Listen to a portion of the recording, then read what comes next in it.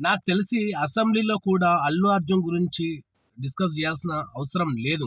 ఎందుకంటే ప్రజా సమస్యలు చాలా ఉన్నాయి, ఇంకా వేరే వేరే కారణాలు చాలా ఉన్నాయి. వాటి గురించి విలువైన సమయాన్ని కేటాయించాలి కానీ ఈ ఇంత చిన్న విషయాన్ని ఇంత పెద్ద రాదంతం చేయాల్సిన అవసరం లేదు. కానీ గాలి వలలా తయారవుతుంది. కానీ వాస్తవం జరిగింది ఏంటంటే ఇందులో మెయిన్ అందరికంటే పెద్ద తప్పు ఎవరిదైనా ఉన్నదంటే ఎవరైతే చనిపోయారో వాళ్ళ హస్బెండ్దే. ఎందుకంటే 3,000 ఒక్కొక్కరికి 3,000 అంటే నలుగురికి 12,000 పెట్టి టికెట్ తీసుకొని వచ్చి సినిమా చూడాల్సిన అవసరం లేదు. తెలుసు ప్రీమియర్ షో అంటే అభిమానులు ఎక్కువగా వస్తారు, ఎక్కువ రష్గా ఉంటుందని తెలుసు. ఎవడో పెళ్ళి ఎవడో చావుకొచ్చినట్టు తన చావు అల్లు అర్జున్ మెడకు చుట్టుకున్నట్టు అయింది. ఏదేమైనా సరే ఆమెను అనట్లేదు. ఆయన వాళ్ళ ఫ్యామిలీతో పిల్లలను తోలుకొని రావడం మాత్రం తప్పు. ఒక 2-3 రోజులు ఆగుతా పోయేదేముండే, ఒక 2-3 రోజులు ఒక వారం ఆగితే హ్యాపీగా సినిమా చూసి ఇప్పుడు వాళ్ళ ఫ్యామిలీతో వాళ్ళు ఉండేవాళ్ళు. అల్లు అర్జున్ పని అల్లు అర్జున్ చేసుకునే వాళ్ళు, గవర్నమెంట్ పని గవర్నమెంట్ చేసుకునేది. కానీ ఇక్కడ మాత్రం అలా జరగలేదు, వేరే తిరిగా జరిగింది. అల్లు అర్జున్ కూడా మాటకి తప్పు లేదండి. ఎందుకంటే 3 సంవత్సరాలు కష్టపడ్డ సినిమా ఎలా ఉందో, అభిమానులు ఏ విధంగా రియాక్ట్ అవుతున్నారో అని తెలుసుకోవాలని చెప్పి ఏ హీరోకైనా ఉంటుంది.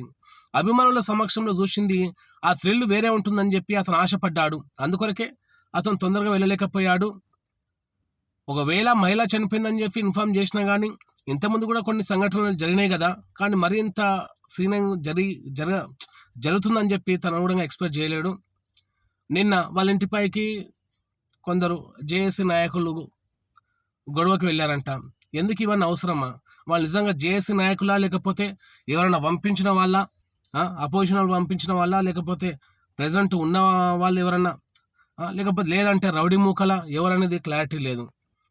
నాకు తెలిసి ఇంత సీన్ చేయాల్సిన అవసరం లేదు. ఈ సమస్యని ఇంతటితోనన్నా ముగిస్తే బాగుంటుంది.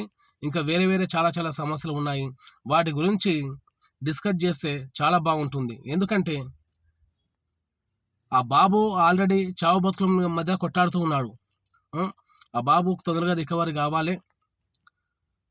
ఆ బాబు కూడా ఇక్కడ గవర్నమెంట్ నుంచి కానీ అక్కడ హీరో నుంచి కానీ అందే సాయం అయితే అందుతున్నది.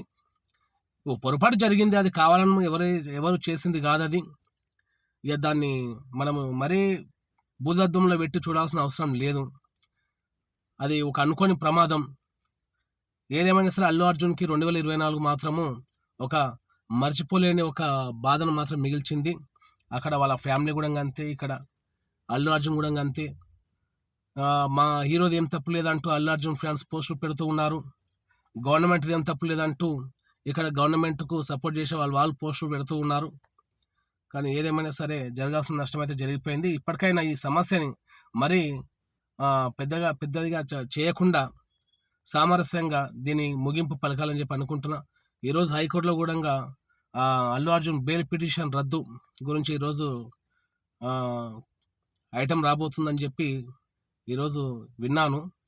మరి బెయిల్ రద్దు అవుతుందా, కొనసాగుతుందా, మరి ఏమవుతుంది తర్వాత అనేది చూడాలిగా. కోమటిరెడ్డి వెంకటరెడ్డి గారు కూడా అది మా ఇన్వాల్వ్మెంట్ ఏం లేదు, చట్టం తన పని తను చేసుకొని వెళ్తుందని చెప్పి ఆయన చెప్తూ ఉన్నాడు. Okay, thank you.